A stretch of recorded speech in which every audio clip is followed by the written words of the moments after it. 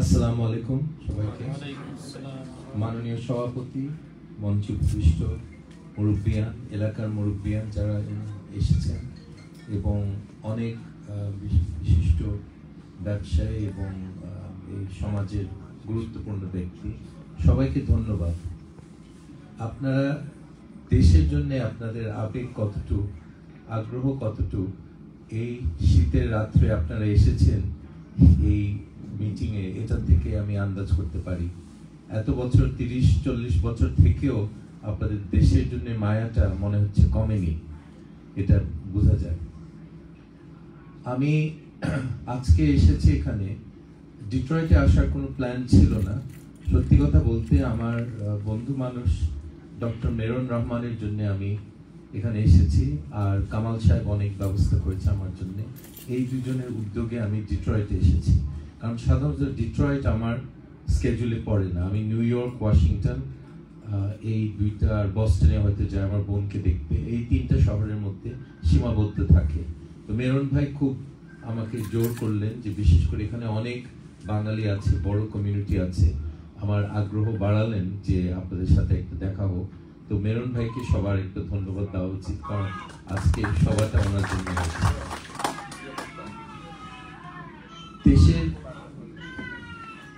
দেশের অবস্থা আমি কয়েকটা বিষয় নিয়ে বলবো, আমাদের দলকে নিয়ে বলবো, দেশের অবস্থাকে নিয়ে বলবো, এবং কি কি ঘটছে দেশে, এটা নিয়ে অনেকের ইন্টারেস্ট আছে।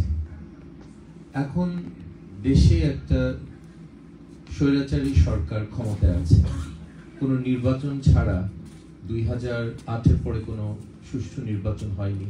তারা রাজত্ব করছে গায়ের জোরে, পুলিশের অত্যাচারে তারা মানুষকে জব্দ করছে এবং বিভিন্নভাবে জব্দ করছে, মিথ্যা কেস দিয়ে। কেস যেভাবে করে, কোনো একটা ঘটনা ঘটে, ধরেন রাস্তায় কেউ অবরোধ করে, 10 জন বিএনপি জামাতের 10 জন নেতার নাম দিয়ে দেয়, আর 400 অজ্ঞাতনামা ব্যক্তি, 400 unknown persons, তখন আপনার নামও ঢুকাই দিতে পারে। আপনি বলবেন আমি তো দেশেই ছিলাম না, আমি মিশিগানে ছিলাম। ওটা আপনাকে কোর্টে প্রমাণ করতে হবে 3-4 বার গিয়ে, কয়েক বছর ধরে আপনাকে ওখানে কোর্টে যেতে হবে, প্রমাণ দিতে হবে যে আপনি দেশেই ছিলেন না ওই সময়। এইভাবে মানুষকে বিভিন্ন এই মিথ্যা মামলার জালে মানুষকে ঢুকানো হয় এবং অত্যাচার করা হয়, রীতিমতো অত্যাচার। তো এই মুহূর্তে আমাদের 2000 আলেম উলেমা ওনারা কিন্তু জেলে আছেন। তাদের বিরাট একটা অপরাধ, একটা বিদেশি প্রধানমন্ত্রী আমাদের দেশে আসবে, সেটাতে আপত্তি জানানো বাংলাদেশে কিন্তু অপরাধ। ট্রাম্প যখন ব্রিটেন ভিজিট করলো, তখন লক্ষ লক্ষ রাস্তায় নেমেছিল প্রতিবাদ করতে, তাদের কাউকে জেলেও দেয়নি, তাদেরকে টর্চার করা হয়নি। বাংলাদেশে এখন আমরা এই 50 বছর পরে আমরা কিছুটা পিছিয়ে গেছি অনেক দিক থেকে।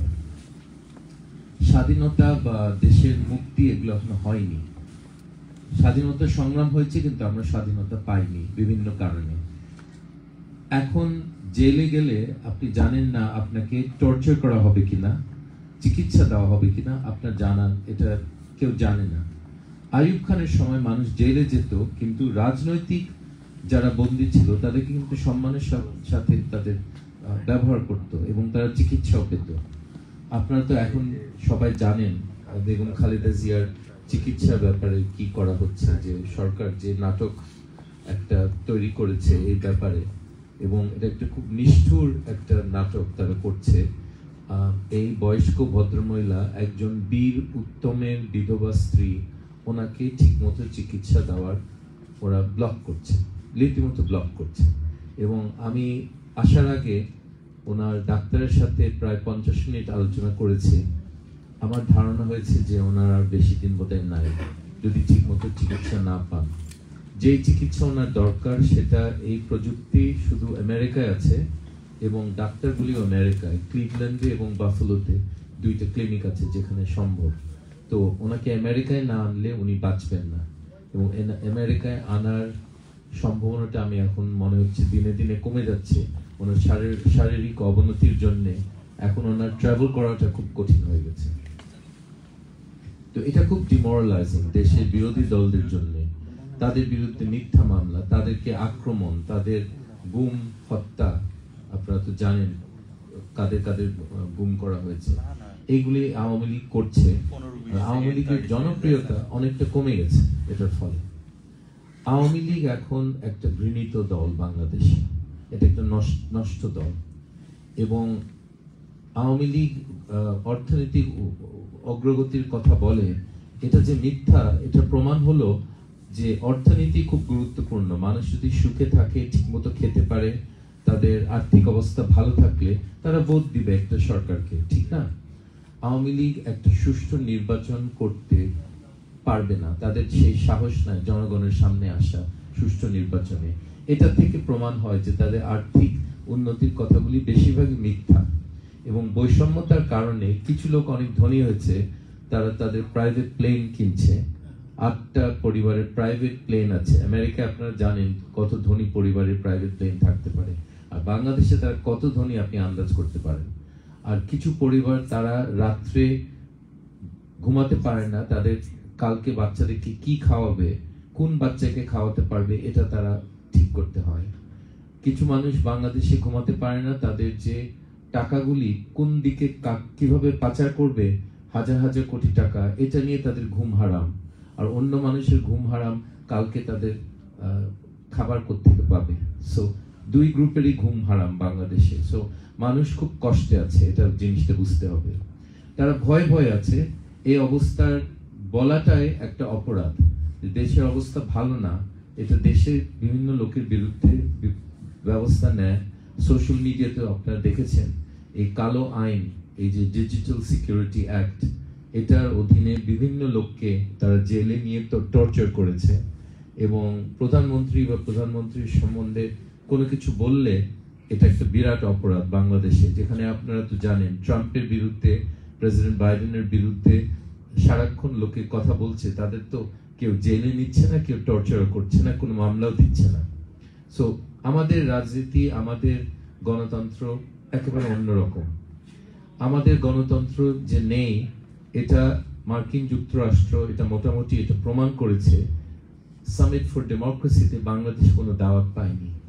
এটা একটা বিরাট থাপ্পড় এই আওয়ামী লীগ সরকারের গালে, বিরাট একটা থাপ্পড়। আর এই থাপ্পড়গুলি কিন্তু আপনাদেরকে বলতে চাই, এগুলো আরো হচ্ছে আর আরো হবে। তো এখানে শেষ না।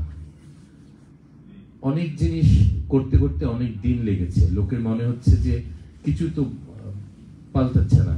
এরকম আমরা প্রতিবাদ করছি, ভয় ভয় আছি, কত বছর ধরে এরকম চলছে। কিন্তু আপনাদেরকে বলতে চাই যে ভ্লাদিমির ইলিচ লেনিনের একটা কথা, সে বলেছিল, there are decades in which nothing happens and there are weeks in which decades happen. We are facing now that period of weeks in which decades happen. বিরাট বিরাট জিনিস হবে সামনের কয়েক সপ্তাহে, আপনারা দেখবেন। এবং পরিস্থিতি আস্তে আস্তে পাল্টে যাবে এবং ইনশাল্লাহ আমাদের দেশটা মুক্ত হবে, স্বাধীন হবে।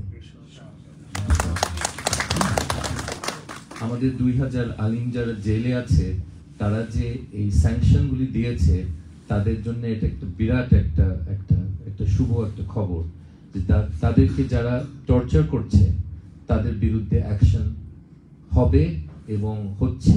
এই জিনিসটা এই 2000 আলিম আজকে বুঝলো, তাদের জেলেও তাদের কাছে এই খবর গেছে। আমার দলের 7 জন এখনো জেলে আছে, বিভিন্নভাবে তাদেরকে টর্চার করা হচ্ছে। এখন বাংলাদেশের রাজনীতি করা, আমি কেন এসেছি এটা একটা প্রশ্ন, এবং এই দলে কেন এসেছি, আওয়ামী লীগ কেন যায়নি। সত্যি কথা বলতে সহজ পথটা ছিল আওয়ামী লীগে যাওয়া। এটা পারিবারিক সূত্রে মানুষ রাজনীতি করে বাংলাদেশে। কিন্তু সমস্যাটা হলো যে আব্বা যখন মারা গেছিলেন 2005-এ, আমাকে অফার করা হয়েছিল ওই হবিগঞ্জ 3-এর নির্বাচন করার জন্য, কিন্তু আমি কোনো ইন্টারেস্ট দেখাইনি। আমার জন্য একটা এমপি হওয়া এটা আমার বিরাট কোনো সম্মানী জিনিস না আমার জন্য। আর বিশেষ করে আওয়ামী লীগে যোগদান করার কোনো ইচ্ছা ছিল না। আমাকে আওয়ামী লীগের নেতৃত্ব আমাকে আকৃষ্ট করেনি, সত্যি কথা বলতে তখনই করেনি। আমি হতে পারতাম, লোকে বলে আমি এমপি হতে পারতাম না, সেই জন্য আমি অন্য দলে গেছি। আমি ওই দিনই এমপি হতে পারতাম। আমাকে তখন 2005-এ আপনারা জানেন নবীগঞ্জ বাহুবলের এবং হবিগঞ্জের মানুষের কতটুকু সহানুভূতি ছিল আব্বার প্রতি। আমাকে ভোট দিত, আমাকে না দেখেও ভোট দিত। আর আমাকে হারাবার মতো কারো অবস্থা ছিল না, আমার কোনো টাকাও খরচ করতে হতো না, আমার তো এরকম টাকা নাই। আমার বাবাও আর আমরা চাকরিজীবী, আমরা কোনোদিন ব্যবসা করিনি, আমার কোনো ব্যাংক নাই, কোনো গার্মেন্টস নাই। থাকলে হয়তো আমার দল চালাতে একটু সুবিধা হতো, কিন্তু আমি একই মানুষ থাকতাম না যদি আমি ব্যবসায়ী হতাম বাংলাদেশে। বিশেষ করে বাবার কোনো সুযোগ সুবিধা নিতাম আমার বাবার থেকে, তাহলে তো ঠিক না। ওটা আপনারা জানেন আমেরিকায় বলে কনফ্লিক্ট অফ ইন্টারেস্ট, আমাকে কোনো সুযোগ সুবিধা দেওয়া। কনফ্লিক্ট অফ ইন্টারেস্টের কনসেপ্টটা বাংলাদেশে একটু কম, এটা বুঝাতে সময় লাগে, এটা অপরাধ কেন। তো ব্যাপারটা হলো যে এটা আগের আওয়ামী লীগ না, এটা একটা প্রথম আমার উত্তর। আগের আওয়ামী লীগ চিন্তা করা যেত, কিন্তু বললাম তো নেতৃত্ব আমাকে আকর্ষণ করেনি। কিন্তু আগের আওয়ামী লীগ জনগণের অধিকার নিয়ে কথা বলতো এবং কাজও করতো সেরকম। এখন তারা জনগণের অধিকারের কথা বলে, কিন্তু এটা হাস্যকর। তারা ভোটের অধিকার, কথা বলার অধিকার, সব অধিকার তারা খর্ব করেছে বাংলাদেশে, এবং এটা তারা কখনো মাপ পাবে না। বাংলাদেশের জনগণ থেকে কেউ তাদেরকে এই ব্যাপারে মাপ করবে না। তারা কিন্তু অন্যরকম দল, এটা একটা গণতান্ত্রিক দল আর না। 2018 নির্বাচনে আমি যেটাকে নির্বাচন বলে অংশগ্রহণ করেছি। বেশিরভাগ ভোটই 29 তারিখে ভোট কাস্ট হয়েছে আমার এলাকায়, নবীগঞ্জ বাহুবলে। এখন এটা বাংলাদেশে এটা নিয়ে হাসাহাসি করে লোকে যে খুলনায় 104% লোক ভোট দিয়েছে। আপনি একটু বুঝতে পারছেন ব্যাপারটা। বিদেশিরা দেখে যে কত জায়গায় 99% লোক ভোট দিয়েছে, মরা মানুষ উঠে ভোট দিয়েছে। আপনারা তো জানেন বাংলাদেশের অবস্থা। আমি ব্রিটিশ হাই কমিশনের সাথে যোগ করছিলাম, তোমাদের ওখানে তো ভোটের অধিকারকে অত ভালোবাসে না, আমাদের এখানে মরা মানুষ এসে ভোট দেয়া, তোমাদের এটা কখনো হয়? বললো না। বলে আমাদের তাহলে ভোটের প্রতি আমাদের আকর্ষণটা, আমাদের ভালোবাসাটা একটু বেশি। ভোটটা হলো এমন একটা জিনিস, গরিব মানুষরা খুব পছন্দ করে ভোট দিতে। বয়স্ক মহিলা আমি দেখলাম নবীগঞ্জে দাঁড়িয়ে আছে 6:30 থেকে 8:30 ভোট কেন্দ্রে ঢুকতে দিয়েছে। তারা দেখে বাক্সগুলি 9টা-10টা বাক্সগুলি ভরা ভোটে। তো বললো আমরা তো প্রথম, 6:30 আগে তো কেউ ছিল না, আর খুলে 8:30 বাক্সগুলি কি করে ভরে গেল? কোনো উত্তর নাই। এবং ওই যে একটা জিনিস, মানুষের একটা অধিকার, এক মুহূর্তের জন্য, যে মুহূর্তটা ভোটের কাগজটা বাক্সের দেয়, ওই মুহূর্তে দেশের সবচেয়ে ধনী লোক এবং সবচেয়ে গরিব লোক তারা সমান, ওই একটা মুহূর্তের জন্য। পরে আর তারা থাকে না। ওই মুহূর্তটা পার হয়ে গেলে তাদের মধ্যে বিরাট বৈষম্যতা, পার্থক্য, অনেক কিছু থাকে। তো ওই মুহূর্তের জন্য তারা সমান, এবং এটাই আমরা চাই একটা গণতন্ত্রে, এটা হোক। আমরা সবাই চাই। গরিব মানুষরা কিন্তু ভোটের অধিকারকে খুব ভালোবাসে। আপনারা ঠিক গ্রামে ভোট যারা দেখেছেন তারা এটা জানেন। আমি 2000-এ দেখেছি আমার আব্বার নির্বাচনের সময়, আমি 2018-তে দেখেছি তারা কত কষ্ট করতে, তারা যুদ্ধ করতে রাজি ছিল ভোটের জন্য, যে ভোট কেন্দ্র দখল হচ্ছে, আমরা কি এটা মোকাবিলা করব? কিছু লোক আহত হবে, কিছু লোক মারাও যেতে পারে পুলিশের গুলিতে। আমি বললাম না, আমরা একটা সিট পাওয়ার জন্য আমার কয়েকটা মানুষ মারা যাবে, আমার এই জিনিসটা আমি ফেস করতে পারিনি। তো আমার একটা দোষ আছে, আমি পারিনি। এটা অনেকে পারে, আমি পারিনি। আমি জাস্ট, এটা সম্ভব না যে 10টা ইয়াং ছেলে মারা যাবে আমার কারণে, আমার ভোটের অধিকার রক্ষা করার জন্য, আর আমারকে জিতানোর জন্য তারা জান দিবে। এটা খুব কঠিন একটা সিদ্ধান্ত ভাই। আমি যেটা বলতে চাই, আমি এই দেশে এবং পশ্চিমা দেশে বড় হয়েছি, আমার জন্য এটা খুব কঠিন সিদ্ধান্ত ছিল। করতে হতে পারে এরকম ভবিষ্যতে, সবাইকে রিস্ক দিতে হয়, আমাকে রিস্ক দিতে হয়। আমার রিস্কটা একটু ডিফারেন্ট, কারণ আপনারা জানেন আব্বার বিচার এখনো হয়নি। কত বছর হয়ে গেছে? 16 বছর হয়ে গেছে, কোনো বিচার হয়নি, কোনো সুষ্ঠু তদন্ত হয়নি, ওই কারণে বিচার হয়নি। যেই চার্জশিটগুলি দিয়েছে এগুলো সব ফ্রড, একটার পর একটার সাথে আরেকটার কোনো সম্পর্ক নাই, আর প্রত্যেকটাই আমাদেরকে জোর করে তারা পার করতে চেষ্টা করেছে, যে এটাই ঠিক, কিন্তু আগেরটার চেয়ে কোনো সম্পর্ক নাই। আগেরটাও ঠিক একইভাবে জোর করেছিল, কিন্তু তদন্তটা ঠিক না হলে তো মামলাটা ঠিক হবে না। সো আমি সব মামলা ওদের প্রত্যাখ্যান করছি। আপনাদেরকে শুধু বলতে চাই, এটা থেকে আপনি কথাটা বুঝতে চেষ্টা করেন। আওয়ামী লীগ যতদিন ক্ষমতায় থাকে, আমার বাবার হত্যার সঠিক বিচার হবে না। ওকে, কথাটা বুঝে গেছেন, রাইট? সো সো এটা খুব গুরুত্বপূর্ণ একটা জিনিস আপনাদেরকে আজকে বললাম। তো এটা আমি আশা করি না ওরা তদন্ত করবে, কারণ তদন্ত করলে অনেক জিনিস বের হবে যেটা যেটা একটু তদন্ত করলে অনেক কিছু বের হবে যেটা এই সরকার সহ্য করতে পারবে না। ওকে, আমার দলের কি ভবিষ্যৎ, আমাদের দলের কি স্বপ্ন, এটা নিয়ে আমি একটু বলতে চাই। প্রথমে বিপিন নূরের কথা। সে আমাদেরকে বলা হয় যে আমরা হয়তো আওয়ামী লীগের কোনো একটু ষড়যন্ত্র, আওয়ামী লীগের বি টিম, আওয়ামী লীগের আমরা বিরোধী দল হওয়ার জন্য আমি আসছি। আমি IMF এর লোভনীয় চাকরি ছাড়িনি কারো বিরোধী দল হওয়ার জন্য। আর আমরা যদি একটা সুষ্ঠু নির্বাচনে যাই, আপনাদেরকে আমি আশ্বস্ত করতে চাই যে আমরা ক্ষমতায় যাব এবং আওয়ামী লীগ 5 নম্বর দলও হয়তো হবে না। তারা বিরোধী দল হওয়ার তো দূরের কথা, ওই ভোটই পাবে না। 12 থেকে 15% ভোট তাদের। আমাদের নূরের উপর 19 বার আক্রমণ হয়েছে। এখন আপনারা যারা ফেস করেছেন, এবং আমি একবার করেছি টাঙ্গাইলে, যে ছেলেরা আমাদের দিকে আসছে, অগ্রসর হচ্ছে, আমাদের হাতে ফুল, মৌলানা ভাসানীর কবরের জন্য আমরা ফুল নিয়ে আসছি, ওদের হাতে রড, বাঁশ আর আয়রন পাইপ। এটা যদি ফেস করেন খালি হাতে, আমি একবার করেছি, নূর 20 বার করেছে, 20 বার, 6 বার হাসপাতালে গেছে। আমি তার পায়ের হাড্ডিগুলি আমি জানি ভেঙেছে। আমি তার অর্থোপেডিক সার্জনকে জিজ্ঞেস করলাম যে কোন কোন হাড্ডি ভেঙেছে। তো বলে, স্যার আপনি ভুল প্রশ্ন করছেন, আমি আপনাকে দেখাচ্ছি কোন কোন হাড্ডি ভাঙেনি, এই 3টা হাড্ডি কখনো ভাঙেনি। সো এই অবস্থা। তাকে আপনারা ভাবছেন যে আওয়ামী লীগের প্রিয় পাত্র, যে এতবার তাকে আক্রমণ করেছে, তার সাথে অন্যরা তাকে প্রাণ দিয়ে তারা রক্ষা করে। একজনের মাথায় হাতুড়ি দিয়ে মেরেছে, তার অবস্থা খুবই শোচনীয়, কখনো হয়তো ঠিক হবে না। আর হাত পা ভেঙেছে তো প্রচুর লোকে, আমার সামনে ঘটেছে এটা টাঙ্গাইলে। তো আপনারা যদি কখনো এই ধরনের জিনিস ফেস করেন, নিজে কিছু ছেলে আপনার দিকে আসছে আয়রন রড নিয়ে, আর ওটার সম্মুখীন হন, তারপরে আপনাকে যদি সরকারি দালাল বলে, খারাপ লাগে জিনিসটা, ওর জন্য, ওই ছেলেটার জন্য খারাপ লাগে। আমি তো বিভিন্ন দেশে পড়াশোনা করেছি, পড়িয়েছি, অক্সফোর্ডেও পড়িয়েছি। আমি আপনাদেরকে বলতে পারি, Noor is an exceptionally talented young man. ওর কথা বলার স্টাইল, ওর বুদ্ধি, ওর অ্যানালিটিক্যাল পাওয়ার খুব সারপ্রাইজিং। এত কম বয়সের একটা ছেলের মধ্যে আমি খুব কম আমি দেখিনি। ইনফ্যাক্ট আমার 1% বা 2% ছাত্রের মধ্যে সে পড়বে যে কোনো দেশে। So he is a very talented young man. এবং সে যে স্ট্র্যাটেজিক থিঙ্কিং করছে, অ্যানালাইজ করছে, এবং তার দেশপ্রেম সম্বন্ধে আমার কোনো সন্দেহ নাই।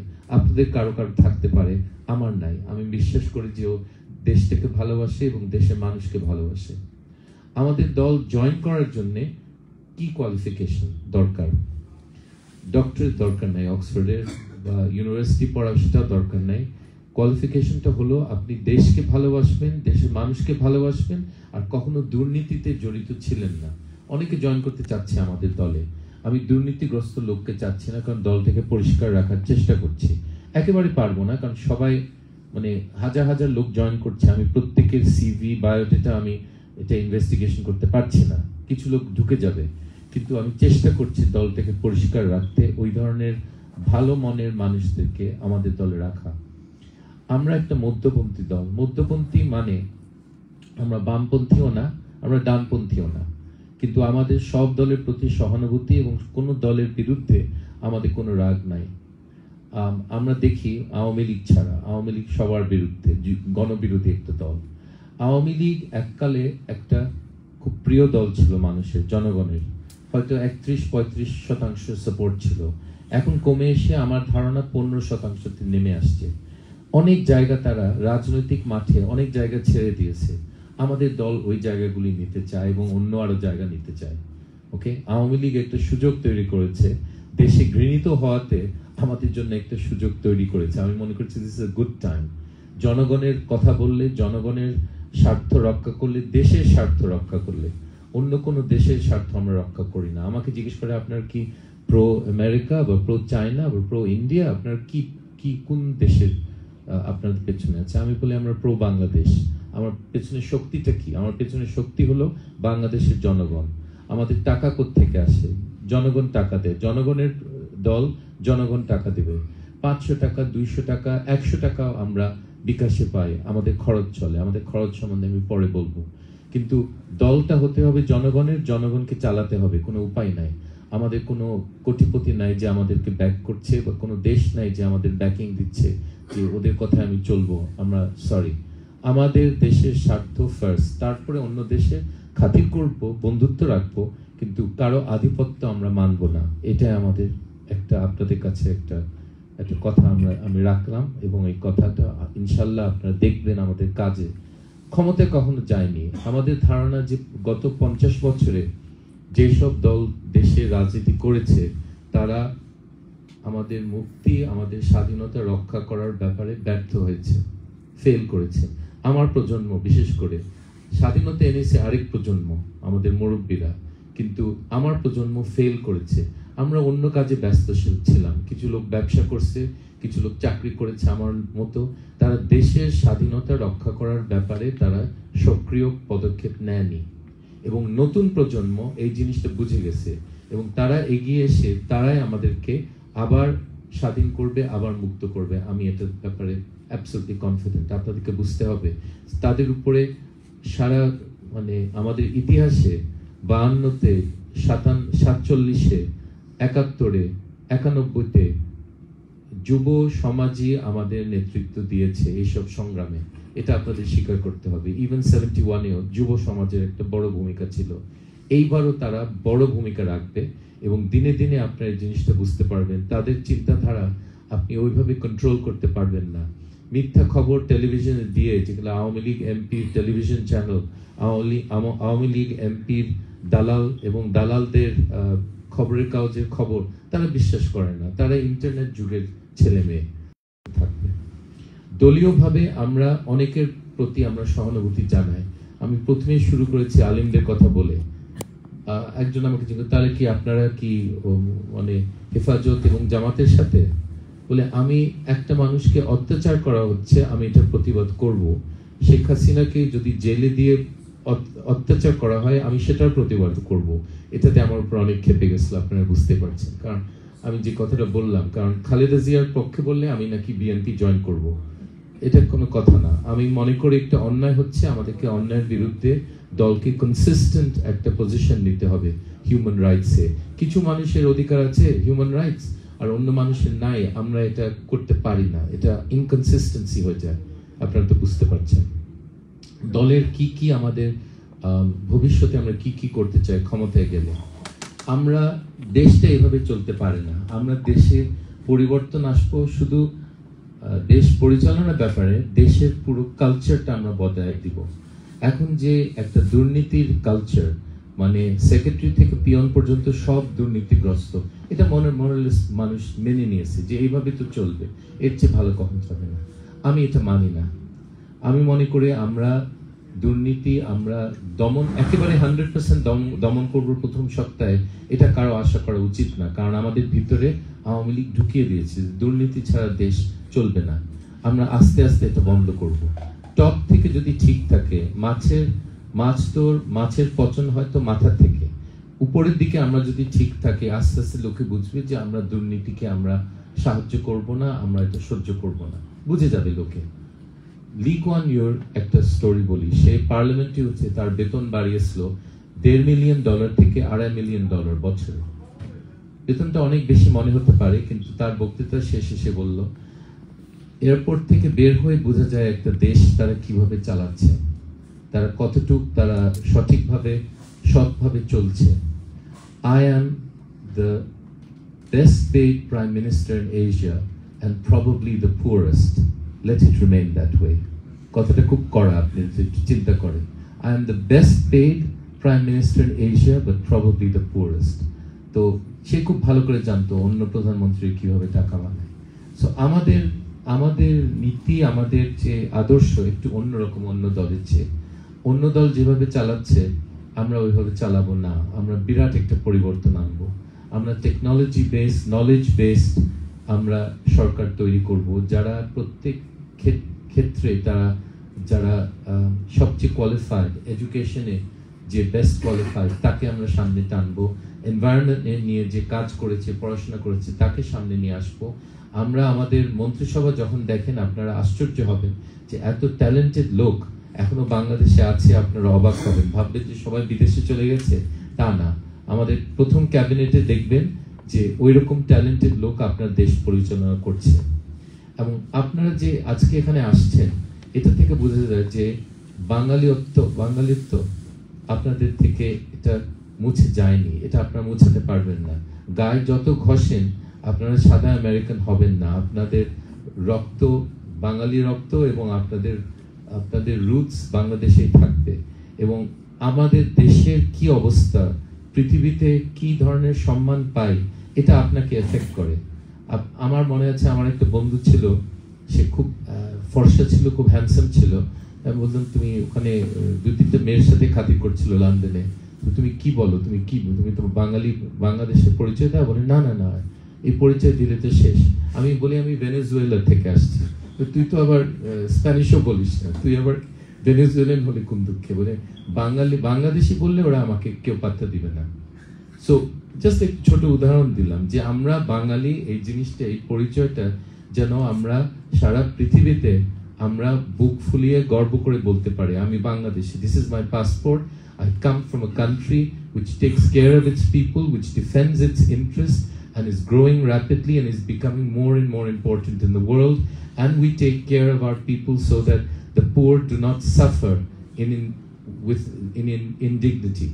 They live in dignity and basic তাদের needs গুলি fulfilled হয়।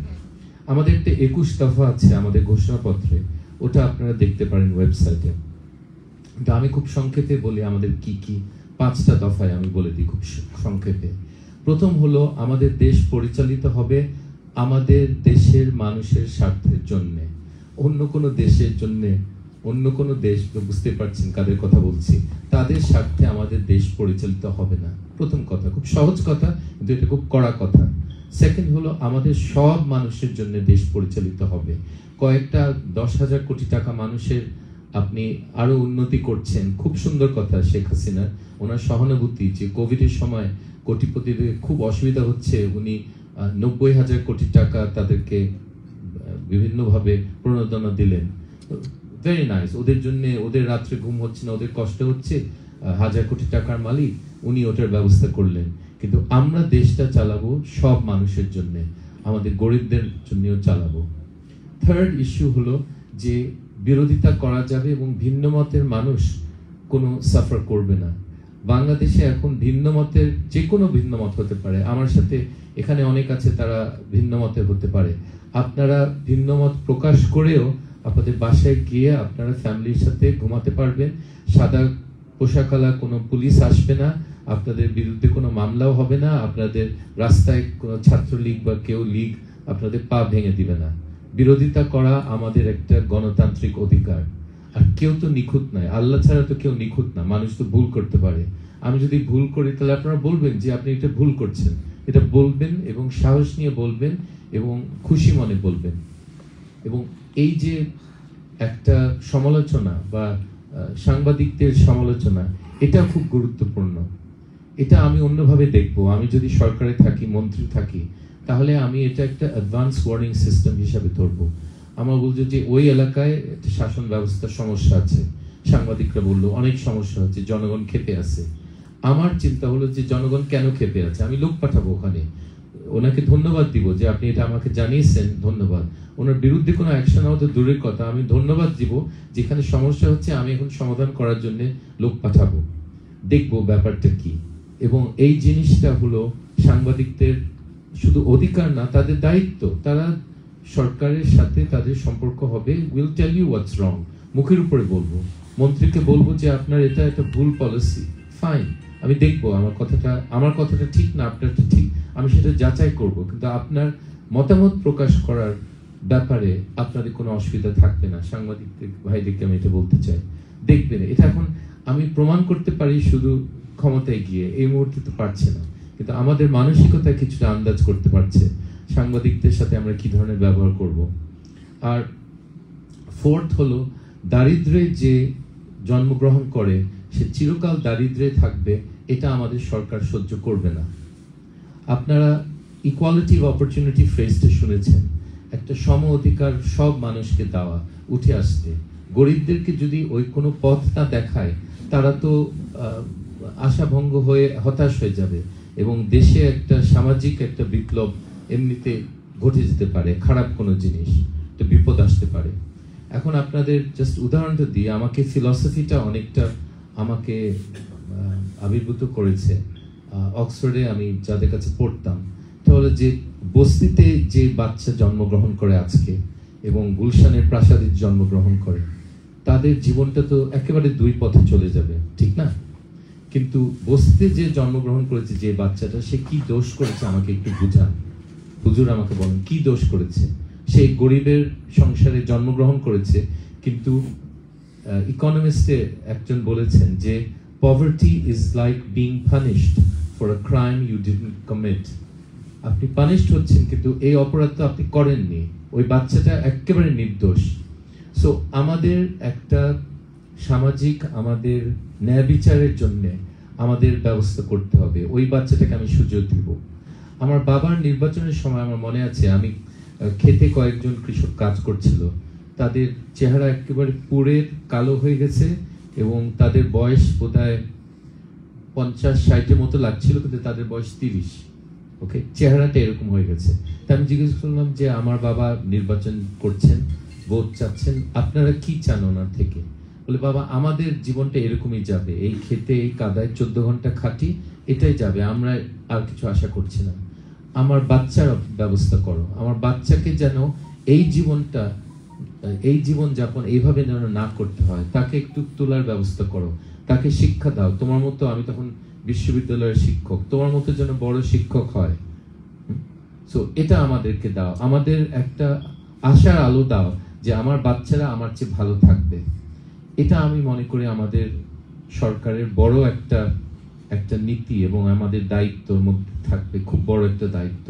আমি মানুষকে ওই আশাটা দিব যে যারা খুব গরিব, তাদের বাচ্চারা একইভাবে তারা থাকবে, এটা দিব না। ওকে, আর ফিফথ হলো, আমরা আমাদের ভবিষ্যৎ প্রজন্মের কথা চিন্তা করব, যেটা বেশিরভাগ লোকে করে না, বেশিরভাগ রাজনৈতিক দল চিন্তা করে না। এই দেশটা আমাদের হেফাজতে আছে, কিন্তু আমরা যে আমাদের জাস্ট এই দেশটা প্রবৃদ্ধির হার বাড়ানোর জন্য যদি আমরা পরিবেশকে ধ্বংস করি, এটা কিন্তু আমার ছেলে মেয়েদের জন্য ভালো না, আমার নাতি নাতিদের জন্য ভালো না। সো তাদের কোনো ভোট নাই, কিন্তু তাদেরও অধিকার আছে এই দেশটার উপর। সো আমাদের দেশ পরিচালিত করব ভবিষ্যতে সমৃদ্ধ করার জন্য, শক্তিশালী, সম্মানিত এবং এই দূষণ মুক্ত, এই সব নীতিগুলি আমরা রাখবো, ভবিষ্যতের জন্য কাজ করব আমরা। সো আমাদের চিন্তাধারা অন্য পার্টির সাথে বড় পার্থক্য আপনারা দেখতে পাচ্ছেন, আমরা ওইভাবে চিন্তা করি না।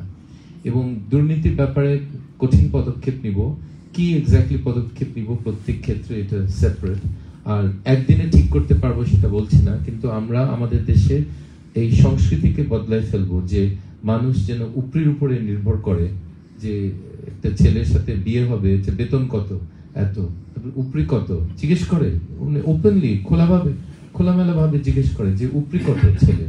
তো এইভাবে তো দেশ চলতে পারে না, একটা দুর্নীতিগ্রস্ত একটা দেশ। এবং আমি বিশ্বাস করি হারাম পয়সার উপরে ছেলে মেয়েদেরকে বড় করলে বিপদ হয়, এটা আমাদের পরিবারে আমরা বিশ্বাস করি। তো এইসব চিন্তা নিয়ে আমরা এখন অগ্রসর হচ্ছি। আমি মনে করি নূর এবং যারা আছে তার সাথে তারা বুঝতে পারে আমি একটু অন্যভাবে চিন্তা করি। আমি বড় হয়েছি এইসব দেশে, আমার রাগ লাগে অনেক সময় বিদেশে আসলে, বিশেষ করে সিঙ্গাপুর, মালয়েশিয়াতে গেলে আমার অনেক রাগ লাগে। রাগ কেন? যে আমার দেশ তো এরকম হতে পারতো, আমার দেশে এরকম না হওয়ার, আমরা ঠিক আছে সুইজারল্যান্ড হতে পারবো না বা জার্মানি হতে পারবো না, আমরা মালয়েশিয়াতে হতে পারবো। এবং তারা 20 বছরে তারা গরিব থেকে ধনী হতে পেরেছে। চীন 62-তে কত গরিব ছিল এবং তারা 82-তে মোটামুটি ধনী হতে শুরু করেছে, এবং 2002-তে তো তারা ধনী দেশের মধ্যে তারা ইনক্লুডেড, ঠিক না? সো ভালো নেতৃত্ব, ভালো পরিচালনার ফলে তারা অনেক দূরে উঠে গেছে। ওরা অবশ্য ডিক্টেটরশিপ, আমরা গণতান্ত্রিক একটা অবকাঠামোর মধ্যে আমরা আমাদের দেশকে এগিয়ে নিয়ে যাব। এবং আমাদের আরো অনেক কিছু আছে যেটা অন্য দল চিন্তা করে না। আমরা হয়তো হয়তো না, আমরা আমাদের সংবিধান একটা নতুন সংবিধান দিব এবং সেকেন্ড রিপাবলিকের দিকে যাব, এটাকে বলবে সেকেন্ড রিপাবলিক। কেন নতুন সংবিধান? আমাদের পুরনো সংবিধান লেখা হয়েছে এটা স্বৈরাচারী শাসনের জন্য লেখা হয়েছে, আমি আপনাদেরকে বলছি। এবং নতুন সংবিধানে অনেক কিছু থাকবে, যেমন প্রাইম মিনিস্টার 2 টার্মের বেশি থাকতে পারবে না কেউ। আর সংবিধানের বাইরেও অনেক কিছু সংস্কৃতিতে বদলাতে হবে। আমাদের দলে আপনি জয়েন করলে হয়তো প্রথম দিনে আপনি 1 নম্বর হবে না, যে অত লাকি হবেন না, আমার মতো আল্লাহ তাআলা সে সুযোগ দিয়েছে। কিন্তু আমাদের দলে 1 নম্বর হওয়ার কোনো বাধা নেই, কোনো রাজবংশ নাই যার সাথে আপনার বিয়ের সম্পর্ক করতে হবে, নাহলে কোনো সম্পর্ক না করলে আপনি কোনো পাত্তা পাবেন না। এই জিনিসটা আপনারা নিশ্চিন্ত থাকেন। আমাদের দলে যারা আসবে তারা 1 নম্বর একদিন হতে পারবেন। এবং আমার সব মানুষকে বলি, এখানে কোনো রাজতন্ত্র চলবে না।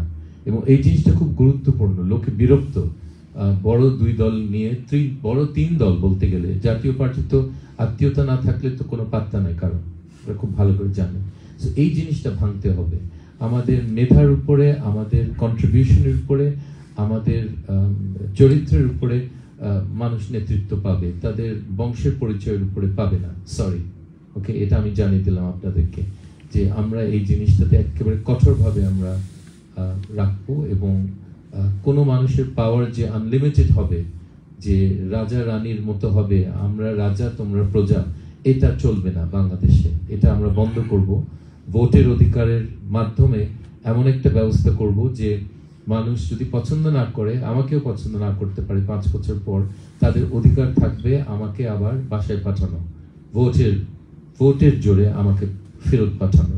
এই অধিকারটা আমরা খর্ব করব না, কারণ আমরা মনে করি যে ভালো কাজ করার জন্য পিপলস ম্যান্ডেট দরকার। আপনাদের সবার ভোট যদি থাকে আমার পেছনে, বা অনেকের ভোট, মেজরিটি ভোট থাকে, আমার সাহস, আমার কাজ করার যে স্পৃহা থাকবে, এটা অন্যরকম থাকবে। আমি মানুষের, জনগণের ভোটে আসছি। আর আমি যদি একটা ভোট চুরির নির্বাচনের মধ্যে আমি যদি প্রধানমন্ত্রী হই, তাহলে তো আমার ভিতরে তো ওই সাহস থাকবে না। আমি জানি আর আল্লাহ তাআলা জানে যে এটা ফ্রড, রাইট? আমি নিজেই যদি সেটা মনে করি, আমি কি করে ভালো কাজ করব দেশের জন্য? আর যদি আমি বিশ্বাস করি যে সবার আস্থা আছে আমার উপরে, বা অনেক লোকের আস্থা আছে, আমি আরেকভাবে কাজ করব। সো এই জিনিসটা খুব গুরুত্বপূর্ণ। এখানে ছোট একটা যোগ বলি। পাপুনিগিরির জঙ্গলে আমি হাঁটছিলাম, আমি IMF-এ তখন ছিলাম, এবং আমাদের গাইড দেখাচ্ছিল এই পথের পাশে কিছু মাশরুম, ব্যাঙের ছাতা, সুন্দর মাশরুম। তো আমাদের একটা আমেরিকান একজন মহিলা ছিল, বলে can we eat those mushrooms? তখন he had a sense of humor, সে বলল yes। তখন সে হাত বাড়াচ্ছিল কিন্তু মাশরুম ধরেনি, কিন্তু সে বলল those are the kind of mushrooms you can only eat once। খাওয়া যায়, একবারই খাওয়া যায়, ওকে? তখন সে তাড়াতাড়ি ঘাবড়ে গেল, বলে কিছু তো করার নেই, বলে হ্যাঁ খাওয়া যায়, সত্যি কথা বলছে। আওয়ামী লীগ হলো একটা দল, ভোট দিতে পারেন কিন্তু একবারই ভোট দিতে পারবেন, আর ভবিষ্যতে আপনার আর ভোট দেওয়ার নাই। সো আওয়ামী লীগ ওই পয়জনাস মাশরুমের মতো, হ্যাঁ ভোট দেন কিন্তু পরের বার আর কোনো ভোট দেওয়ার দরকার নাই। আওয়ামী লীগ সেরকম দল হয়ে গেছে। সো সারা দেশে এখন ঘৃণিত, বিদেশে আপনারা বুঝতে পারছেন। আমি শেষের কথাগুলি, আমি মনে রাখবেন আমি সিলেটি, আমাদের সিলেটিদের সমস্যা আছে, আমরা একটু বেশি মাতি। সো এই সমস্যাটার জন্য আমাকে মাফ করবেন, এখানে অনেকে সিলেটি আছেন। তো এখন যে পরিস্থিতি হচ্ছে সারা বিশ্বে, বাংলাদেশের এই যে অগণতান্ত্রিক একটা দেশ পরিচালনার ব্যবস্থা, এটা বুঝে গেছে। সামিট ফর ডেমোক্রেসিতে আমাদেরকে বসতে দিবে না, এটা তো একটা থাপ্পড় গেল তাদের উপর। তারপরে আপনারা দেখছেন যে স্যাংশনস, ম্যাগনিটস্কি অ্যাক্টের স্যাংশন সম্বন্ধে অনেকে জানে না। ম্যাগনিটস্কি অ্যাক্ট তৈরি করা হয়েছিল রাশিয়াতে যারা টর্চার করে তাদের উপরে স্যাংশন দেওয়ার জন্য, তাদের উপরে এবং তাদের পরিবারের আমেরিকায়, কানাডায়, ইংল্যান্ডে এবং আরো কয়েকটা দেশে কোনো সম্পত্তি রাখতে পারে না, এবং তাদের আর ঢুকতে পারবে না, সম্পত্তি সব বরযাপ্ত হয়ে যাবে। ওকে, সো এটা একটা খুব সিরিয়াস ব্যাপার। ম্যাগনিটস্কি অ্যাক্ট এখন বাংলাদেশে 6 জন সেনেটর যারা করেছে তাদের বোঝা উচিত। 6 জন সেনেটর সরকারের কাছে আবেদন দেওয়া মাত্রই ওই আবেদনের 120 দিনের মধ্যে সরকারকে পদক্ষেপ নিতে হয় আইনগতভাবে। এটা সরকারের কোনো চয়েস নাই যে আমরা করব না, আমরা চিঠিপিছি করব না। No, Magnitsky act requires the government to take action and sanctions against those named by the complainants from the Senate or the House of Representatives. এটা হয়ে গেছে 120 দিন আগে সেই চিঠিটা পাঠানো হয়েছে সরকারকে সরকার এখন বলছে তারা জানতো না এটা হতে পারে এই যে পররাষ্ট্রমন্ত্রী বলছেন যেটা হঠাৎ হলো আমাদেরকে না জানিয়ে হলো তো আমেরিকান অ্যাম্বাসেডর বলল আমাদের তো 120 দিন আগে এই চিঠিটা তোমাদের দিয়েছি এবং এটা হবে এটা তো বলেই দিয়েছি পররাষ্ট্রমন্ত্রী ওই চিঠি পড়েননি বোধহয় বা বুঝেননি পড়েও হয়তো তার জ্ঞান যতটুকু হয়তো বুঝেনি যেটা আসলেই হবে বা এমনি ভয় দেখাচ্ছে আমেরিকানরা কিছু করবে না আমেরিকানরা করবে এবং আপনারা দেখবেন দিনে দিনে কি কি হয় এখন যে আরেকজন মন্ত্রী আছে তাকে কানাডায় ঢুকতে দিল না আপনারা তো সবাই জানেন সে এখন দুবাই এয়ারপোর্টের ভিতরে একটা হোটেল আছে ওটাতে এখন সে থাকছে সে এখন কোন দিকে যাবে সে বুঝতে পারছে না আমি এখনো বলতে পারি the bad news is they cannot go to the west যে জায়গায় তাদের পয়সা আছে the good news is they can still travel to North Korea to Myanmar and to China কোনো অসুবিধা নেই মিয়ানমারে গিয়ে থাকতে পারে নর্থ কোরিয়াতে গিয়ে বসবাস করতে পারে অন্য দেশে যেতে পারবে না এবং আমার মনে হয় দুবাইতেও তাদেরকে ঢুকতে দিচ্ছে না সো তাদের গুড নিউজ হলো তাদের মিয়ানমার এবং নর্থ কোরিয়াতে তারা হাসি মুখে যেতে পারে ফাইন সো এটা তাদের বুঝতে হবে যে দুনিয়া বদলে যাচ্ছে এবং আমার দেশে যে এখন যারা নির্যাতিত যারা টর্চার যারা জেলে আছে তাদের জন্য একটা বিরাট একটা আশার আলো তারা এখন এতদিন পরে তারা দেখলো যে কেউ লক্ষ্য করছে না যে 2000 আলিমকে যে টর্চার করছে কোনো মানুষ লক্ষ্য করছে না সেই আলিমগুলি ভাবে তাদেরকে জেলে ঝুলিয়ে একজনকে 6 দিন রেখেছিল তাকে 6 দিন নামাজ পড়তে দেয়নি পর্যন্ত তারপরে যে লোকটা এটা করেছে তাকে আপনারা মুসলমান বলবেন যে হ্যাঁ তারা মুসলমান এখন কোন হিসাবে মুসলমান যেই মানুষটা আরেকজনকে 6 দিন নামাজ পড়তে দেয়নি আপনি কোন হিসাবে তাকে মুসলমান বলবেন সেটা আমাকে জানাবেন আমি জানি না হুজুর আপনারা কি মনে করেন কিন্তু ভিপি নূর একটা কথা বলাতে তার উপরে অনেকে খেপে গেছে কিন্তু এই কথাটা আপনি জিজ্ঞেস করুন যে কোন ধরনের মুসলমান এই কাজ করে কোন ধরনের মুসলমান হারাম এবং হালাল টাকার অর্জনের ব্যাপারে তারা বিশ্বাস করে না এটা কোন জাতের মুসলমান আমাকে জানাবেন হুজুর এটা আমি মনে করি এটা আমাদের মুসলমানের কাতারে এরা পড়ে না কিন্তু এরকম লোক আছে এরা হিন্দুও না মুসলমানও না এখন আমাদের দেশে একটা বড় একটা সমস্যা হলো একটা রেড হেরিং দেওয়া হয় বিদেশিদেরকে পশ্চিমাদেরকে বোঝানো হয় আলিম উলামা কয়েকটা দেখলে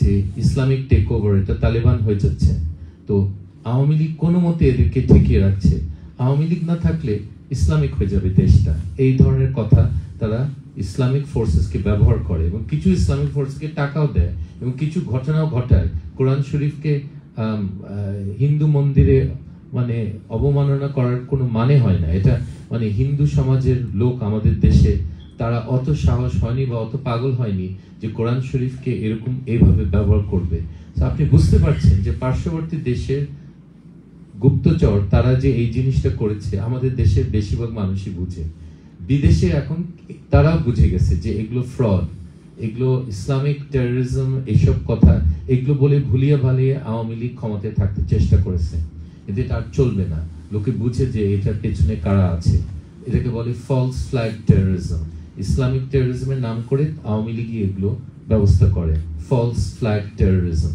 যেটাকে বলে আপনারা হয়তো টার্মটা শুনেননি এটা এখন খুব কমন সবাই জানে কে করছে কেন করছে কি উদ্দেশ্যে করছে কাকে খুশি করার জন্য এগুলো করছে সবাই বুঝে গেছে আর আমাদের এখন দেশে যেটা এখন দরকার যেদিকে আমরা অগ্রসর হচ্ছে সেটা হলো একজন প্রশ্ন করেছিল সব দলকে নিয়ে আমরা আন্দোলন করব এক্সাক্ট কি ট্যাকটিক্স ব্যবহার করব আমি এখন বলবো না কারণ আমি আমার শত্রুপক্ষের কাছে ওই খবরটা দিতে চাই না কিন্তু আপনারা নিশ্চিত থাকেন যে এই সরকারের পতন আসবে এবং খুব বেশি দিন বাকি নাই এটার জন্য আমাদের যে ঐক্যবদ্ধ হওয়া সব দল থাকবে এখন আমাকে মাঝে মাঝে একটা ট্র্যাপ করার জন্য বলে তার মানে আপনি জামাতে ইসলামের সাথে আপনি ঐক্য করবেন তা আমি তো কোনো দলের নাম করিনি আমি বলছি যারা সুষ্ঠু নির্বাচন চায় যারা গণতন্ত্র চায় তাদের সবার সাথে আমি থাকবো কোনো দলের নাম তো করিনি তার মানে জামাতের সাথে আপনি আছেন কথাটা বুঝতে পারবেন আমি বলি হ্যাঁ এই ধরনের কথা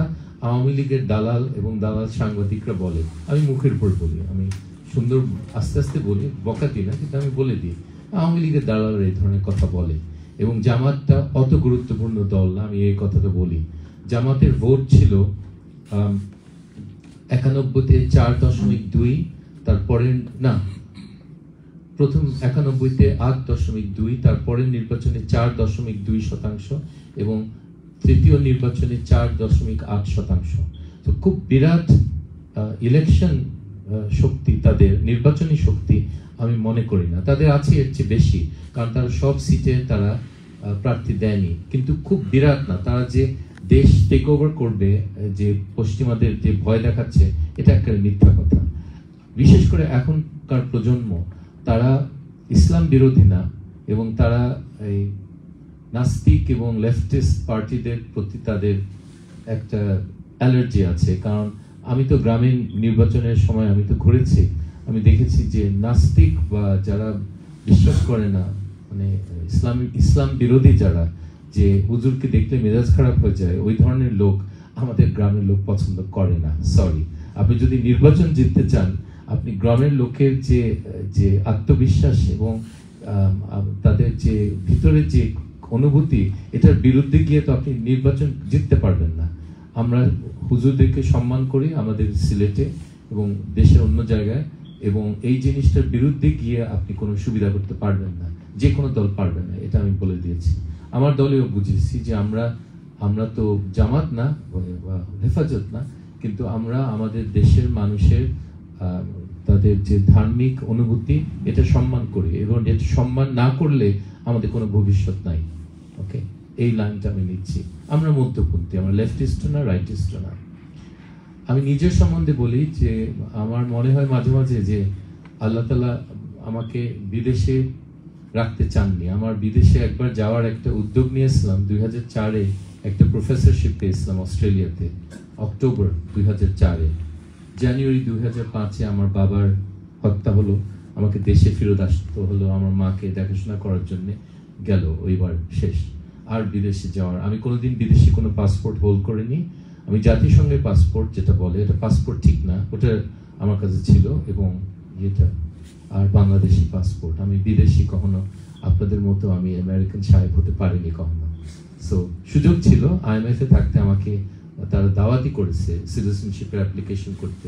আমার সব বাঙালি কলেজে সবাই সই করেছে, আমি করিনি।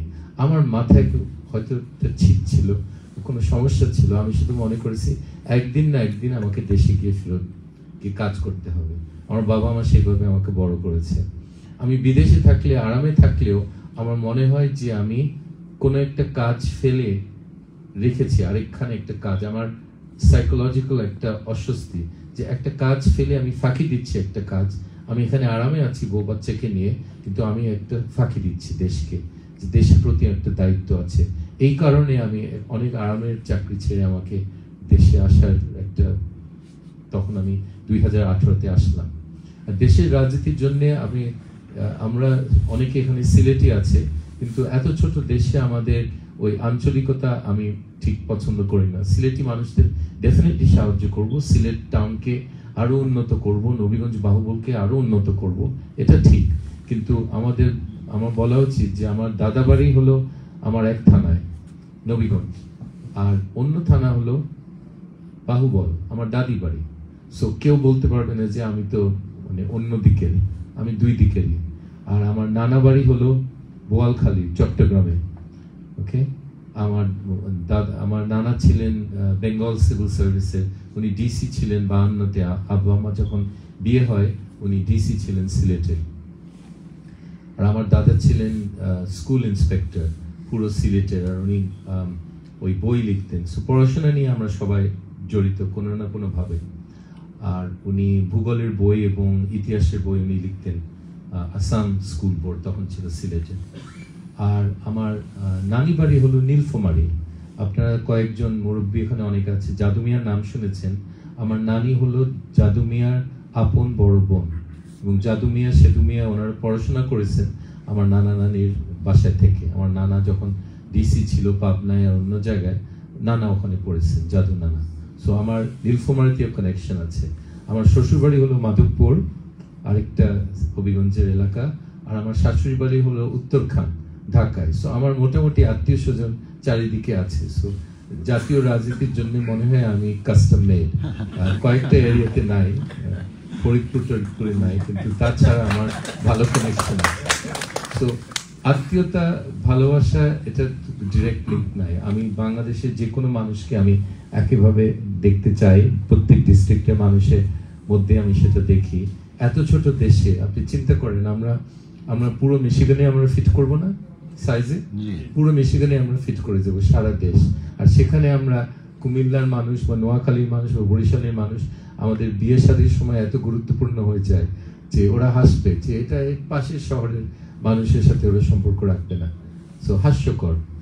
আমাদের দেশটা আমরা উন্নত করব একটা ব্যালেন্স ভাবে, প্রত্যেক এলাকা ইনক্লুডিং চিটাগং হিল ট্র্যাক্সে আমরা উন্নত করব এবং আমাদের দেশে একটা ব্যালেন্স রাখবো। কিছু জেলা খুব ভালো করছে, তার বিদেশে অনেক লোক আছে, আর কিছু জেলার বিদেশে লোক নাই। একটা উন্নয়নের একদিকে আমাদের একটা ইমব্যালেন্স হয়ে যাচ্ছে দেশে, এটা আপনাদেরকে বলতে চাই। সরকারের কাজ হলো এই ইমব্যালেন্সটা কিছুটা কমানো। শুধু আমাদের নবীগঞ্জ বা বেয়ানীবাজার বা গোলাপগঞ্জ যে ভালো করবে এটা তো ঠিক না, অন্য এলাকায় তারা অনেক লোক পাঠায়নি, তাদেরও উন্নয়নের জন্য আমরা কাজ করতে হবে। দেশে আমরা সারা দেশটাকে আমরা দরকার হলে টেনে হিচড়ে আমরা উন্নত করব, আপনাদেরকে এই কথা দিলাম। বুঝতে পারছেন, আমরা কোথাও ছাড়বো না যে এই এলাকায় আমরা নদীর ওই পারে আমরা পাত্তা দিলাম না, বা ফরিদপুর বা গোপালগঞ্জ আমরা নিগলেক্ট করলাম, এটা হবে না। আমরা ব্যালেন্স ভাবে করব, শুধু একটা জেলায় আমরা ফোকাস করব না। এবং আপনারা সেটা দেখবেন না যে শুধু গোপালী বা শুধু হবিগঞ্জের মানুষই উন্নত করছে লাইফে, এটা আমি ক্ষমতায় গেলে এটা কখনো দেখবেন না। কারণ আমার তো চারিদিকে প্রেশার আছে এবং আমরা যে কথাগুলি বলছি এগুলি কথাগুলি আমরা রাখতে চেষ্টা করব।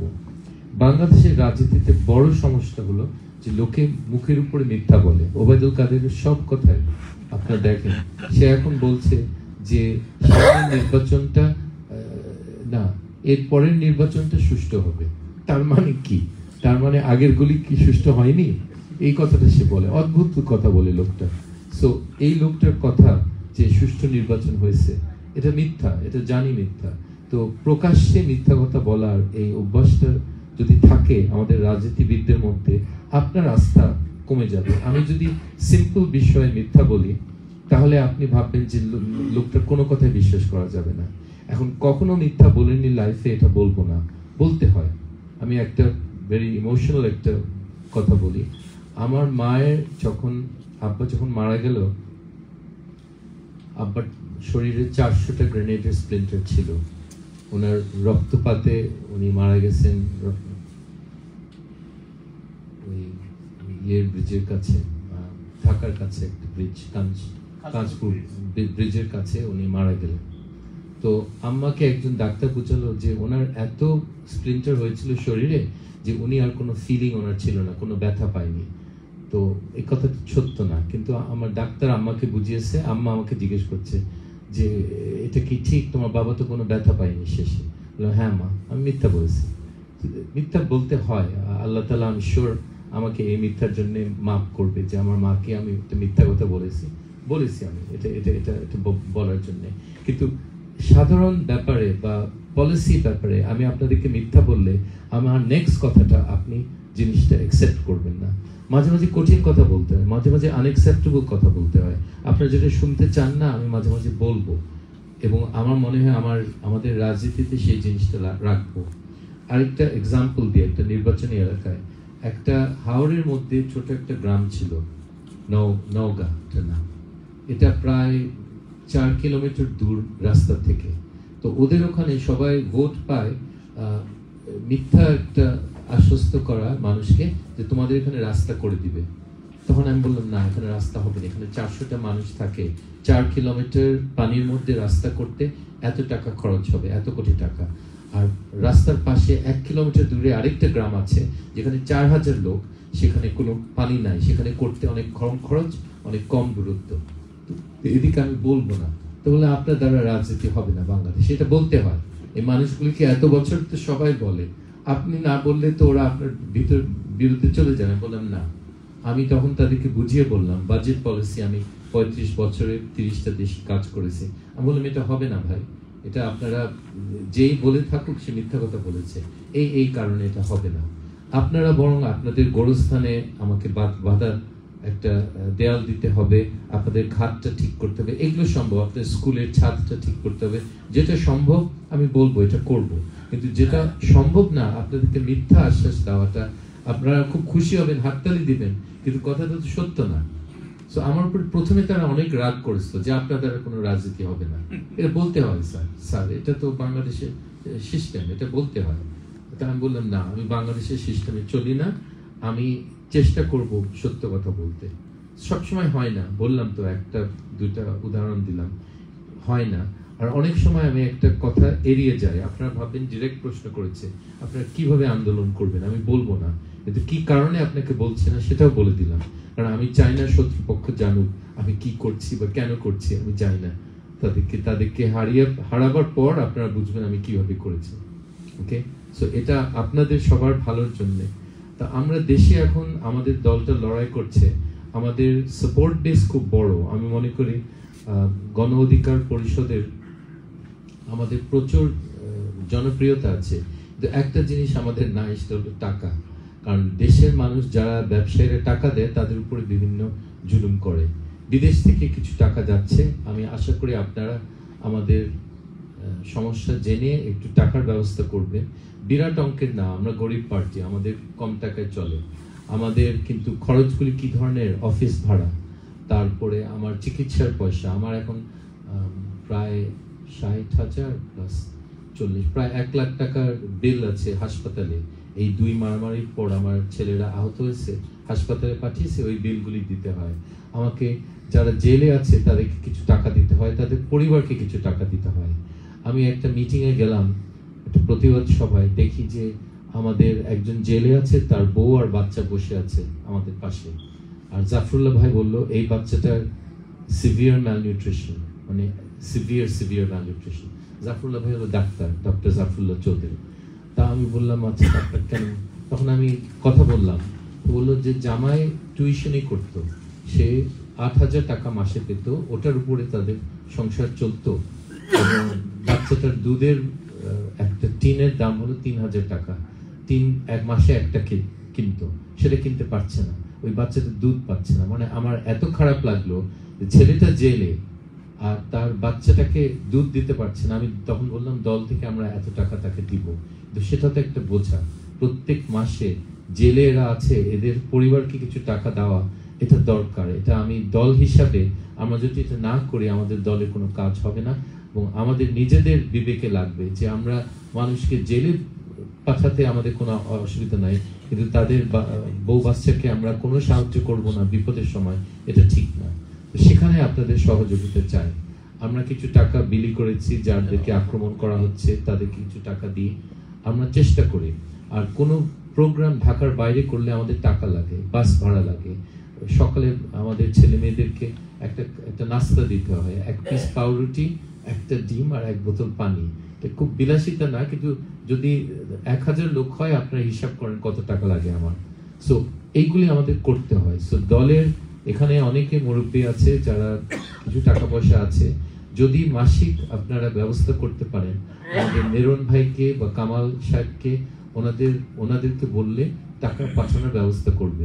বিরাট অঙ্কের টাকা আমরা খুঁজছি না, আমরা পাবো না, কিন্তু ছোট যতটুকু পারেন আপনি যদি করেন, আমাদের গণতন্ত্রের লড়াইয়ের জন্য করেন, এবং আমাদের দলের প্রতি একটু সহানুভূতি থাকলে আপনারা যদি এটা করেন, এখন এই মুহূর্তে আমাদের জন্য 1 লাখ টাকা অনেক বিরাট একটা উপহার।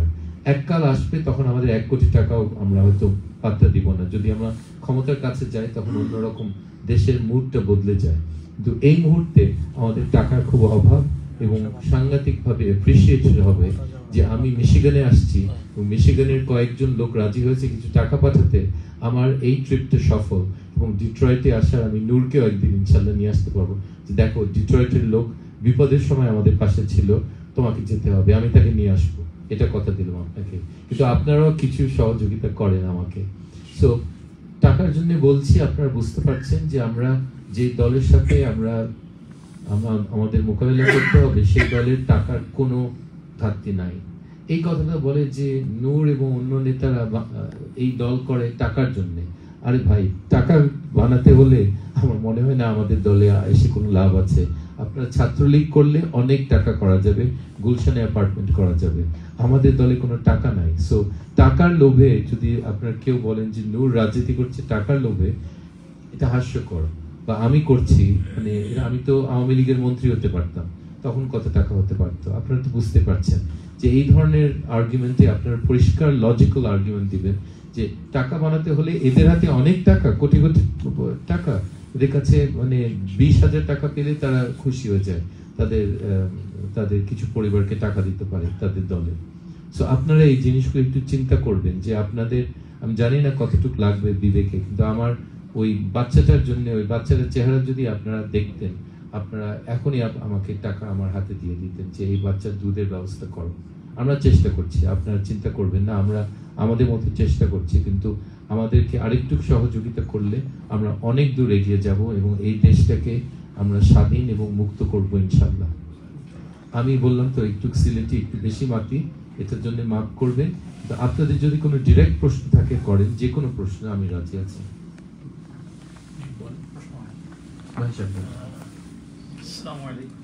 আমার প্রশ্নটা হলো যে বর্তমানে আমরা দেখি বিজিবি যেটা আছে, যেটা আগে বিডিআর ছিল, এদের সদস্য বেশিরভাগ সময় দেশের ভিতরে বিভিন্ন পর্যায়ে তারা কাজ করে। দেশের ভিতরে অন্যান্য বিরোধী দল যারা আছে তাদেরকে ধরেন ট্যাকল দেওয়ার জন্য তারা দেশের ভিতরে কাজ করে, কিন্তু এদের তো দায়িত্ব ছিল বর্ডারটার অবস্থা কি আমাদের এখন, এবং আমাদের দেশের স্বাধীনতা এবং সার্বভৌমত্ব কতটুকু রক্ষিত অবস্থায় আছে? আমি বলবো যে সরকার মনে করে আমরা হলাম দেশের শত্রু, বিরোধী দলরা।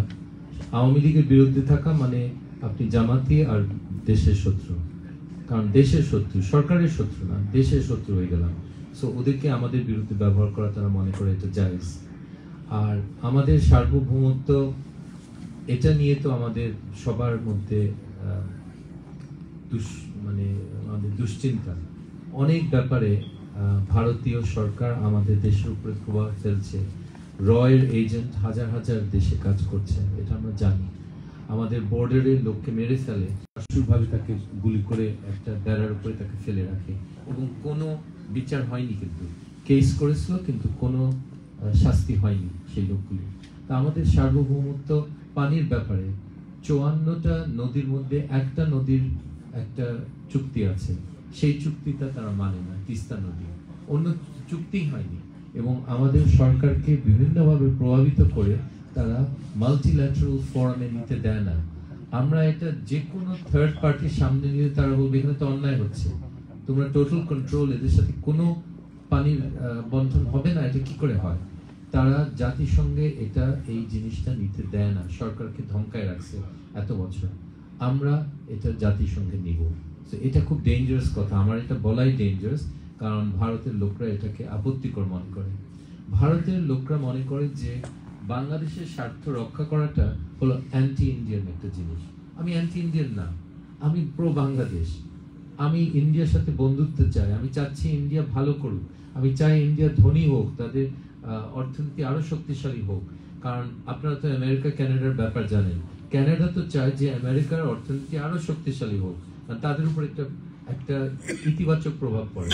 ইন্ডিয়া যদি ভালো করতো, চায়নার মতো হয়ে যেত, আমরা ধন্য, আমরা খুব খুশি, কারণ আমাদের উপর একটা বিরাট প্রভাব পড়তো, আমরা একটা ধনী দেশের পাশে থাকতাম। কিন্তু আনফরচুনেটলি তারা ইনকম্পিটেন্ট, ফাইন্যান্সিয়াল পলিসিসে তারা অত্যন্ত ইনকম্পিটেন্ট। আমি IMF এর ইকোনমিস্ট হিসাবে বলছি যে এত লো কম্পিটেন্সের লোক তাদের দেশ চালায়, তাদের দ্বারা কিছু হবে না, এবং আমরা আমাদের অর্থনীতি অনেক বেশি দূর অগ্রসর হবে। তো সার্বভৌমত্ব রক্ষা করার জন্য একজন অর্থনীতিবিদ maybe is not the right person, কিন্তু আর কেউ করবে না, আমাকে করতে হবে। ইয়েস, যারা করার কথা তারা মাথা নিচু করে প্রমোশনের জন্য বসে থাকে।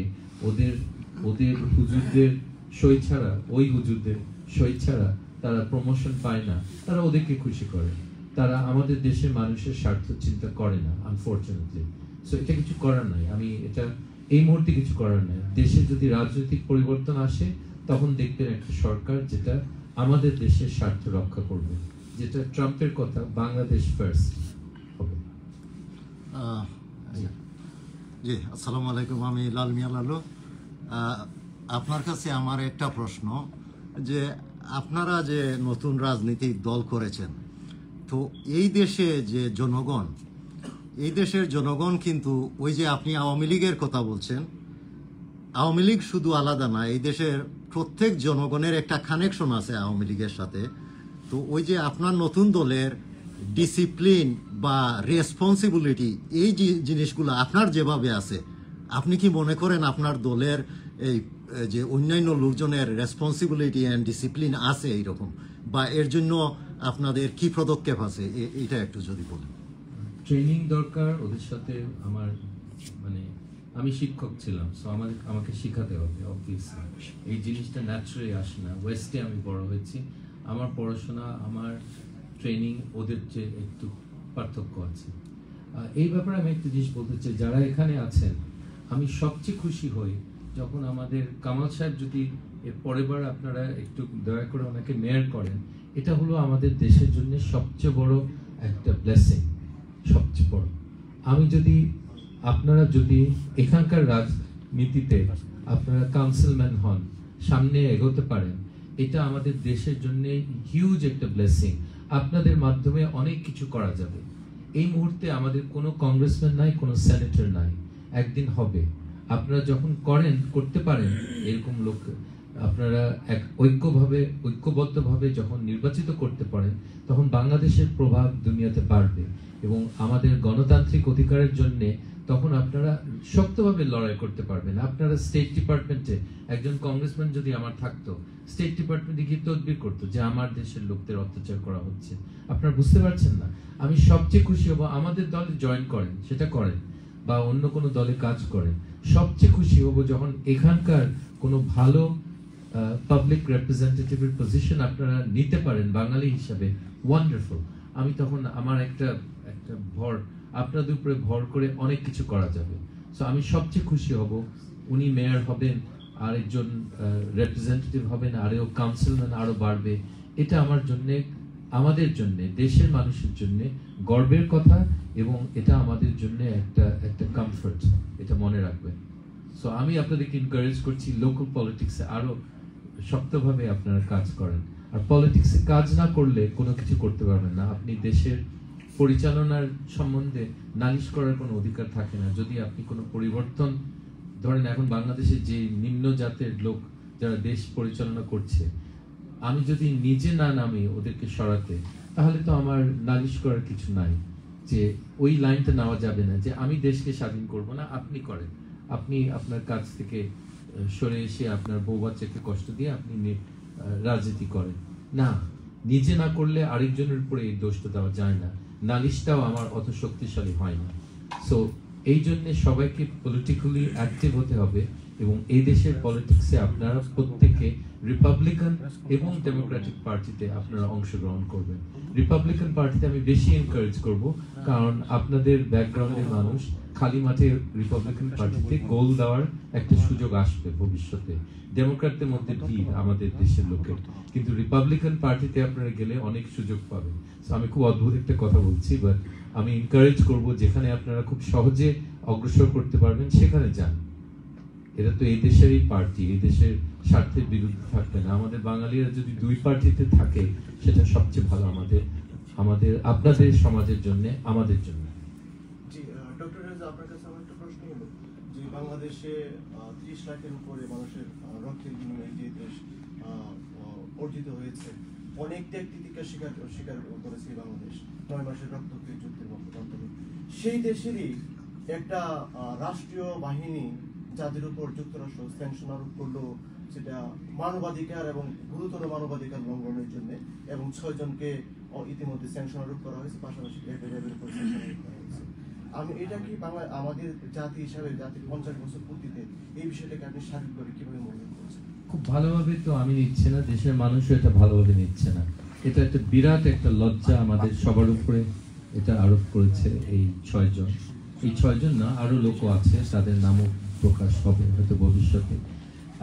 আমাদের দেশে এটা একটা লজ্জার বিষয় যে এত বছর পর আমাদের দেশের মানুষ, আমাদের দেশের, এরা তো পাকিস্তানি না, পাকিস্তানি সেনাবাহিনী না, আমাদের দেশের মানুষ আমাদের দেশের মানুষের উপরে অত্যাচার করে তারা পার পেয়ে গেছে এত বছর। যুক্তরাষ্ট্রকে একটা শক্ত অবস্থান নেওয়ার জন্য আমাদের সবার একটা ধন্যবাদ জানানো উচিত। এবং যুক্তরাষ্ট্র যে দেরি করে করলেও তারা করেছে। এবং আমার মনে হয় আমাদের দেশের যে ভাবমূর্তি, শুধু ভাবমূর্তির কথা বলে না আওয়ামী লীগ সরকার, তাদের ভাবমূর্তি কোথায় গেছে সরকারের এবং দেশের এই ঘটনার পর আপনারা একটু চিন্তা করেন। সো আমি মনে করি এটা খুব দুঃখের বিষয়। এদের ইমিডিয়েটলি তাদের সাসপেন্ড করা উচিত, এই 6 জনকে ইমিডিয়েট সাসপেনশন। তাদের বিরুদ্ধে চার্জগুলি সত্য কিনা এটার ইনভেস্টিগেশনের জন্য তাদেরকে কোনো পদে রাখা যাবে না সেই সময়, যেটা আমেরিকায় করে। এরকম একটা অ্যালিগেশন থাকলে তাদের সাসপেনশন হয়, তারপরে একটা জুডিশিয়াল ইনকোয়ারি কমিশন করে আমাদের সিনিয়র একজন জাজের অধীনে একটা ইনকোয়ারি কমিশন করে এই চার্জগুলি, এই অভিযোগের সততা নিয়ে আমাদের একটা তদন্ত দরকার। তারপরে ওদের বিরুদ্ধে অ্যাকশন নেওয়া যাবে বা নেওয়া যাবে না, হয়তো ওরা যেটাই হয় সেটা তদন্তের মাধ্যমে আমরা বের করি। আর এটা আমাদের দেশের জন্য যে কত ক্ষতিকর, আমাদের সেনাবাহিনী, পুলিশ বাহিনীর তো আর দেশে বা বিদেশে কোনো সুনাম নাই। পুলিশ বাহিনী যে একটা অত্যাচারী একটা বাহিনী, সরকারের একটা রাজনৈতিক তাদের কর্মকাণ্ডের একটা বাহিনী, এটা জানা গেল। এবং গোয়েন্দা সংস্থার কাজ হচ্ছে আমাদেরকে বিরুদ্ধে, আমাদের দেশের মানুষকে অত্যাচার করার সরকারের পক্ষে তাদের এটা দায়িত্ব কেউ দেয়নি। এবং তারা যে এই মিথ্যা মামলা এবং অত্যাচার করছে মানুষের উপরে, এটার কৈফিয়ত তাদেরকে দিতে হবে সবাইকে একদিন, এটা প্রমাণ করলো। এবং তাদের যে বাইরে টাকা পাচার করেছে, বাইরে টাকা রেখেছে, কোনোটাই এটা সেফ থাকবে না। আনলেস তারা মিয়ানমার বা নর্থ কোরিয়াতে রাখে, হয়তো তখন সেফ থাকবে, তারা ওখানে বসবাস করতে পারে, ওখানকার সেই সব দেশে বসবাস করার যোগ্য এই লোকগুলো। তাহলে আমি এখন এখানে আমার কথা শেষ করি। কোনো শর্ট কোয়েশ্চেন ছিল কারো? না, বল। আমি মোহাম্মদ খান। বাংলাদেশের শিক্ষা ব্যবস্থার সাথে আমি খুব কাছাকাছি থেকে দেখেছি। সেখানে প্রত্যেক বছর লক্ষ লক্ষ বেকার শিক্ষিত সৃষ্টি করা হয়। এবং আমি কাছে থেকে দেখেছি যারা পলিসি মেক করে, শিক্ষানীতি নিয়ন্ত্রণ করে, তারা ছেলেমেয়েরা বিদেশে পড়াশোনা করে।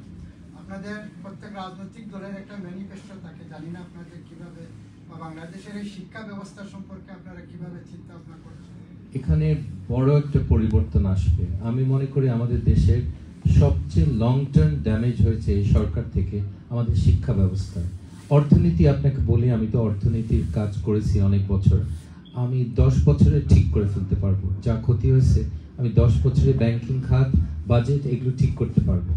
বাজেটে আমি গ্রাম বাংলার চেহারা পাল্টাবার জন্য অনেক পয়সা ডিরেক্টলি ঢালবো প্রত্যেক গ্রামে, 50 লাখ টাকা করে প্রত্যেক বছরে। জাস্ট একটা উদাহরণ দিলাম, এটাতে গ্রাম বাংলার চেহারা পাল্টে যাবে।